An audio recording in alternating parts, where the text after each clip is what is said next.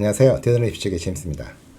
오늘은 편입이 정말 어려운 것인지 그리고 편입이 신입보다 쉬운 명문대학들에 대해서 말씀드리려고 합니다. 한 학교에서 다른 학교로 편입을 하는 것은요, 어떤 학생들에게는 현명하거나 필요한 선택일 수도 있지만요, 생각만 한다고 쉽게 되는 것도 아니고요, 넘어야 할 장애물도 많은 것이 사실입니다. 사실 상위권 대학들의 편입 합격률은요, 신입 합격률보다 경쟁이 훨씬 더 치열합니다. 그렇지만 이러한 사실이 상위권 대학으로의 편입이 불가능하다는 것을 의미하는 것은 아니고요. 처음 대학에 입학을 준비하던 때와 마찬가지로의 준비가 필요하다는 것을 의미합니다. 그렇지만 왜 편입이 어렵다라고 하는지의 이유와 현재 대학들의 편입에 대한 동향 등을 이해를 하시면요, 편입 전략을 짜는 데 도움이 될 거라고 믿습니다.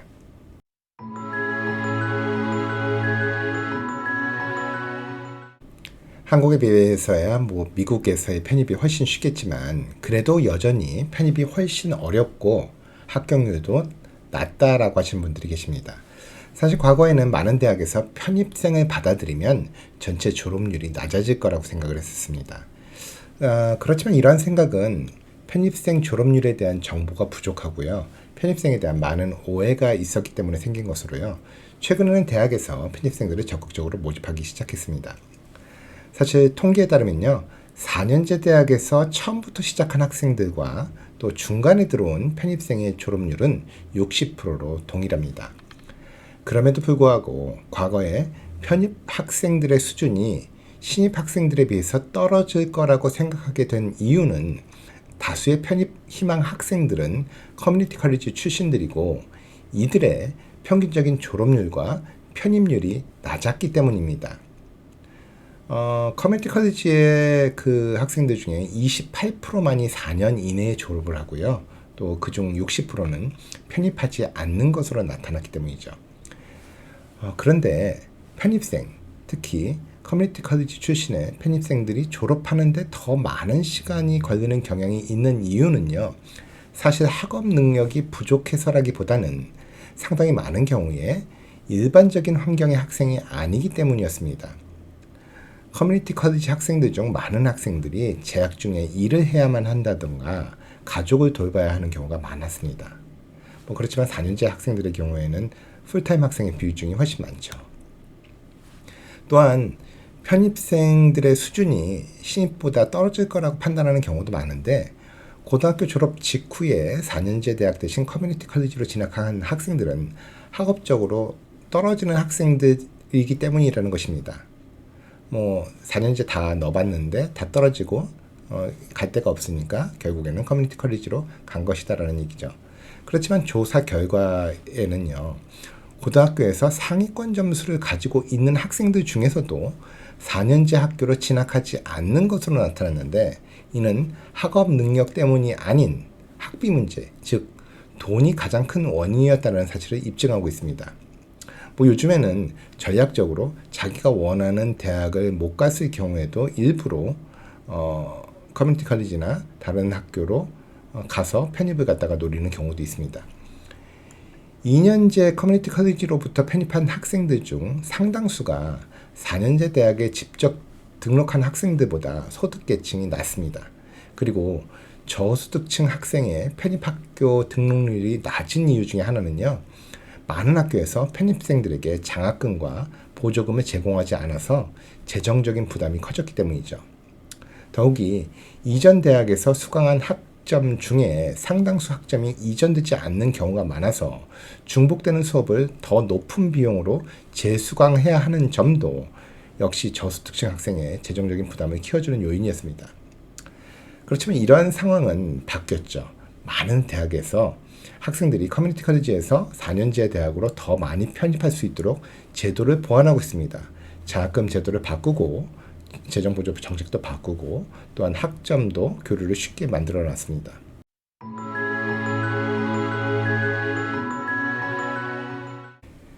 대학들이 편입생을 더 높은 비율로 받아들이기 시작한 데는 몇 가지 이유가 있습니다. 가장 큰 이유 중에 하나는요, 그 학부생의 등록률이 감소하면서 편입생이 그 자리를 차지할 여지가 더 많아졌기 때문입니다. 다시 말씀드려서 휴학을 하거나 여러 가지 이유로 다음 연도에 재등록을 하지 않는 학생들이 많이 생기게 되면서 그 빈자리를 채워야 될 그 필요성이 느껴졌기 때문이죠.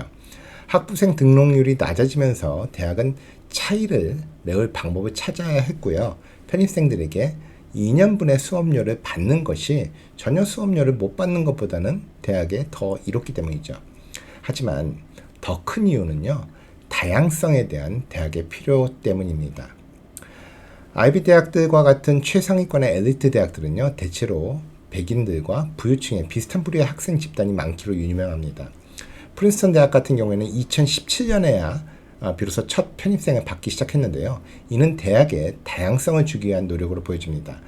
다양성을 주기 위한 그런 학생 그룹으로는 미국의 주류가 아닌 소수민족이라든지 집안에 대학에 간 사람이 없는 1세대 대학생이라든지 저소득 학생, 미군 예비군, 커뮤니티 컬리지 학생 등이 이에 해당하죠. 이러한 학생들은 모두 비슷한 환경과 과정을 걸어온 학생들이 모여있는 그러한 캠퍼스에 풍부한 인생 이야기와 독특한 관점을 제공할 수가 있습니다. 물론 일부에서는 이러한 학생 그룹이 대학의 기존 명성과 성적을 깎게 되지 않을까 우려하는 사람들도 존재를 합니다. 그렇지만 사실 이들은요, US 뉴스 앤 월드 리포트에 보고된 이러한 기관의 데이터에 고등학교 성적과 시험 점수가 포함되지 않는 학생들입니다.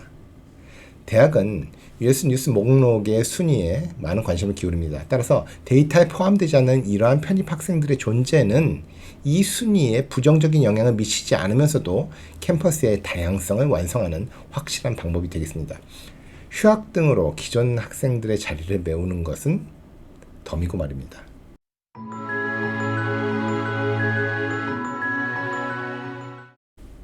대학 편입을 계획하는 것은 고등학교를 졸업하시고 바로 4년제 대학에 진학할 계획을 세우는 것과 비슷합니다. 자신의 필요에 가장 잘 맞는 학교에 진학할 수 있도록 편입할 잠재적인 대학 목록을 작성을 하셔야 되고요. 편입 합격률이 다른 다양한 학교를 조사하는 것은 편입을 위한 좋은 방법이 되겠습니다. 일부 대학의 편입률은 상상외로 높은 경우도 많이 있는데요. 예를 들자면은 샌프란시스코 스테이트 유니버시티 같은 경우에는 90%나 되고요. 텍사스에 있는 유니버시티 오브 휴스턴은 87%, 또 같은 텍사스에 있는 텍사스 스테이트 유니버시티도 87%, 플로리다 인터내셔널 유니버시티도 76%나 됩니다. 이렇게 엄청나게 높은 편입률을 나타내는 대학들도 있습니다. 일부 대학들의 편입 비율이 높은 가장 큰 이유는요, 이 경로를 더 쉽게 만드는 프로그램을 제정했기 때문입니다. 이러한 대학들은 거의 4년제 공립대학인 경우가 대부분인데요. 이런 학교들은 지역 커뮤니티 컬리지와 아리큘레이션이라고 하는 연계 협정을 통해서 협력해서 더 많은 학점이 적절하게 이전이 되도록 하고 있습니다. 여러분이 커뮤니티 컬리지 재학 학생이시라면 현재 다니시는 컬리지와 제휴하고 있는 4년제 학교를 찾아서요, 전체 편입 과정을 보다 쉽게 만드시길 바라겠습니다. 대부분의 경우 어떤 과목을 언제 수강해야 편입에 도움이 되시는지를 아실 수가 있을 것입니다.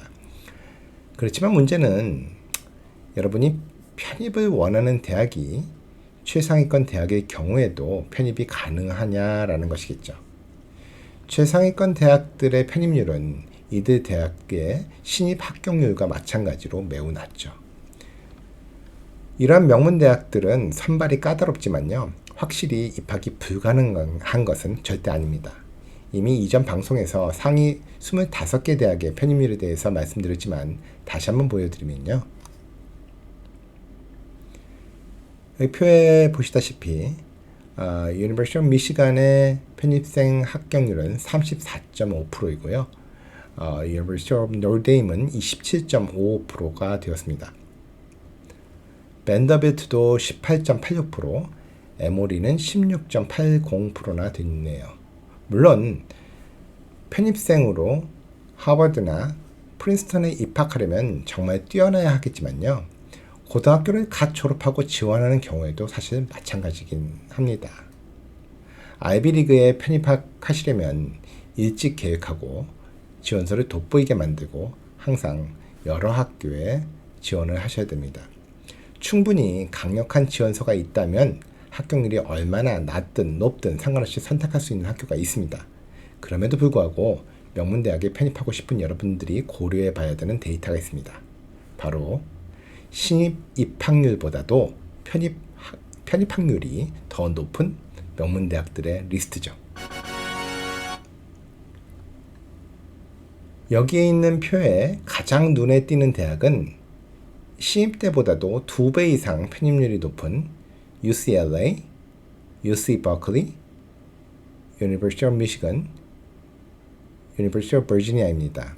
이들 대학들은 모두 미국 최고 수준의 대학들이긴 합니다만 공립대학으로서 지역 커뮤니티 컬리지와의 연계협정을 통해서 일정 이상의 학생들을 모집하고 있고요. 또한 많은 학점이 이전될 수 있도록 적극 협력을 하고 있습니다.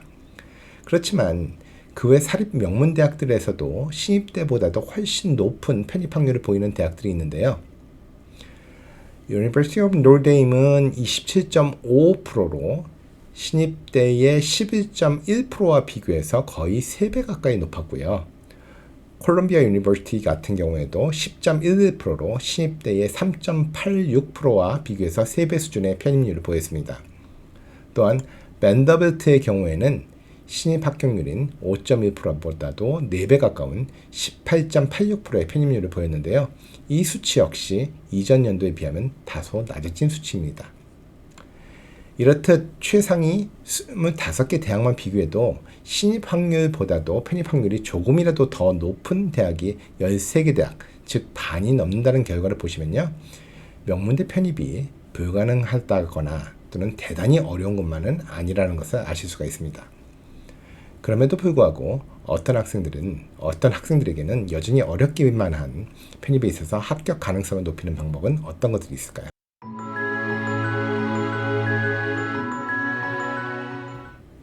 먼저 일찍 준비하시기 바랍니다.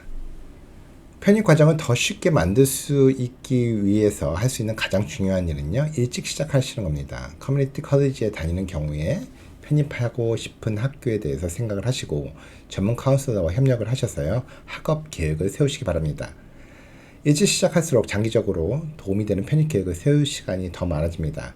가능하시면 커뮤니티 컬리지를 시작하는 그 시점에 카운슬러와 만나서 계획을 세우시는 게 가장 좋습니다. 두 번째는요. 현재 다니시는 학교 및 편입학교와의 협력을 얻으셔야 됩니다. 편입하는 가장 쉬운 방법은 현재 대학과 아르큘레이션, 연계협정을 맺은 학교를 찾는 것입니다. 이러한 협정은 이미 어떤 과목이 편입이 되고 어떤 과목이 편입이 되지 않는 것에 대한 명확한 지침이 있기 때문에 여러분들의 번거로움과 걱정을 덜어줄 수가 있습니다. 따라서 현재 대학의 카운슬러에게 도움을 요청하면 물론이고요. 편입 희망 대학에도 필요한 질문을 하는 것이 좋습니다. 이것은 단순히 커뮤니티 컬리지만 해당되는 것은 아니고요. 리버럴 컬리지들 같은 경우에도 상당히 많은 어떤 아이비 대학들과도 연계를 맺고 있는 학교들이 많이 있고요. 그래서 이런 부분에 대해서 알아보시는 게 좋습니다. 세 번째로는 당연히 훌륭한 에세이를 쓰는 것이죠. 신입 지원 때 썼던 퍼스널 스테이먼은요. 편입 지원 시에는 그다지 중요하지 않을 수 있습니다. 대신 편입을 위한 에세이가 훨씬 중요하게 되겠죠. 지금 왜 편입을 결정했는지, 특히 이 학교로 편입을 결정한 이유가 무엇인지, 현재 다니는 대학에서 무엇을 배웠고 앞으로의 프로그램에 대해서 무엇을 배우고 싶은지, 지금 정한 전공을 위해서 준비한 것은 어떤 준비를 해왔는지 등에 대한 답을 미리 생각해 놓는 게 좋습니다. 지금까지 말씀드린 정보가 편입 과정을 더 잘 이해하는 데 도움이 될 수는 있겠지만요. 합격을 보장하는 것은 결코 아닙니다. 모든 대입 경쟁이 그렇듯이 다른 모든 사람과 차별화되려면요. 매우 세련된 지원서가 필요합니다. 편입생은 이미 경험이 있기 때문에 대학 입학에서 유리할 것처럼 보이겠지만요. 반드시 그런 것은 아닙니다. 한번 해봤다고 원서 작업이 더 쉬울 것이라고 생각하지 마시기 바랍니다. 지원 에세이에 있어서도 마치 신입생이 첫인상을 남기려고 할 때와 같은 주의와 사려 기품으로 지원서를 작성을 하신다면요, 여러분이 원하시는 대학으로의 편입에 성공하실 수 있을 것입니다. 지금까지 입시 전문가 제임스였습니다. 감사합니다.